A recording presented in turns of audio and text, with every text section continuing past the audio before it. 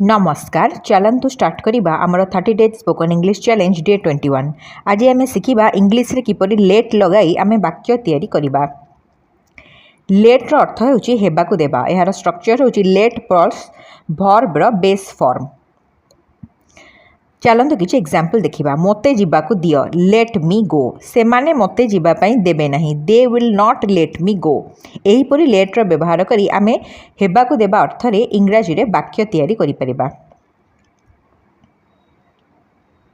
चलतु आउ किछि एग्जांपल देखिबा। कोलाहल मते सोइबाकू देला नाही, the noise did not let me sleep.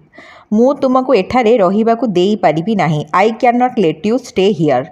एहीपरि letter व्यवहार करी इंग्रजी रे आमे वाक्य तैयारी करि परिबा।